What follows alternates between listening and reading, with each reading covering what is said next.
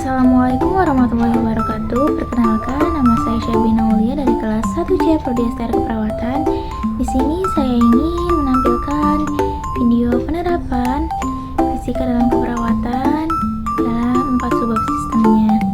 Ada bioakustik, biolistrik, biooptik, dan biofluida. Ini dia videonya. Yang pertama ada bioakustik. Nah, bioakustik ini berkaitan dengan efek yang ditimbulkan gelombang ultrasonik dan sifat gelombang bunyi ultra. Maka gelombang ultrasonik dipergunakan sebagai diagnosis dan pengobatan pada manusia. Di sini ada bunyi yang dihasilkan dari getaran benda. Berdasarkan frekuensinya, getaran ada 3 jenis, yaitu infrasonik, sonik, dan ultrasonik. Dan salah satu demonstrasi dari bioakustik adalah dengan menggunakan garpu tala. Jadi garpu tala yang dipilih yang frekuensinya 512 Hz karena sesuai dengan frekuensi percakapan. Nah, garpu tala ini terdiri dari bagian-bagian kaki ini yang bergetar, dan kemudian ini nata, tempat kita memegang dengan cara memegang garpu tala adalah dengan memegang batangnya. Tidak boleh memegang kakinya ya, karena kalau dipegang kakinya nanti getarannya akan terpengaruhi, dan ini cara memegang garpu tala yang baik dan benar. Nah, kayak gini teman-teman, dan ini cara menggetarkan garpu tala.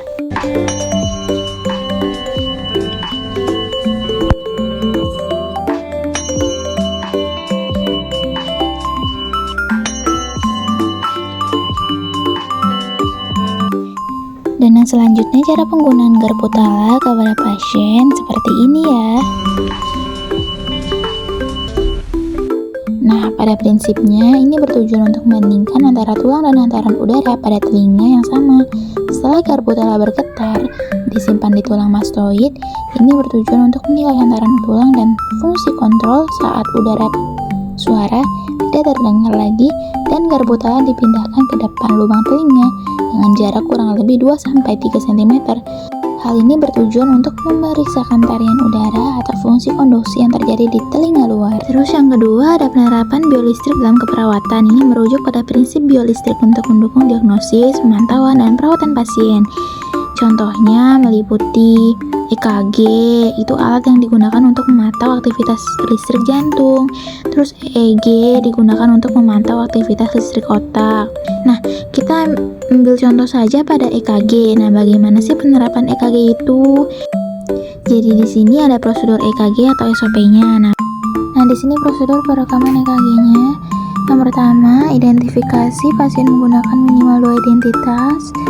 Jelaskan tujuan langkahnya, siapkan alat dan bahan yang diperhatikan seperti misalnya EKG, elektrodada, dan ekstremitas, alkohol swab, jeli, tisu, tirai, bengkok, dan cuci tangan 6 langkah, atur posisi pasien, jaga privasi, bersihkan permukaan kulit di pergelangan tangan dan kaki serta dada, berikan jeli secukupnya, sambungkan kabel pada manset elektroda ekstremitas, pasang manset,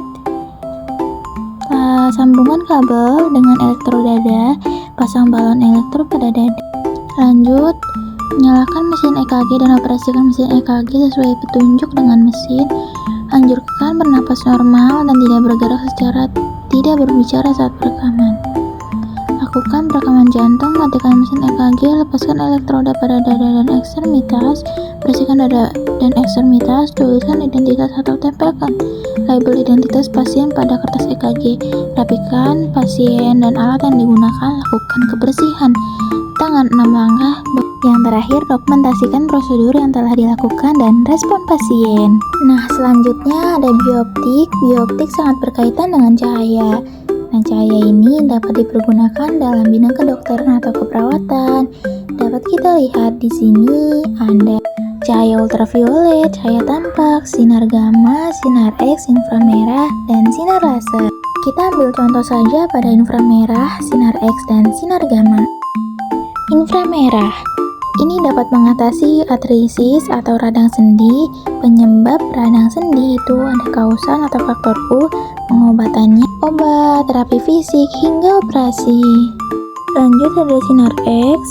Nah, sinar X ini bisa digunakan untuk mendapatkan citra atau gambar pada organ-organ bagian dalam tubuh Alatnya itu ada rongsen, CT scan, HSG.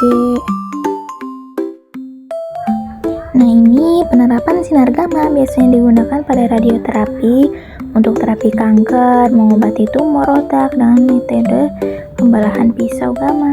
Nah, yang terakhir ada biofluida. Biofluida ini adalah aliran zat yang mengalami dalam tubuh manusia baik zat cair maupun zat gas. Penerapan biofeedback terjadi pada tekanan darah manusia dan sistem respirasi.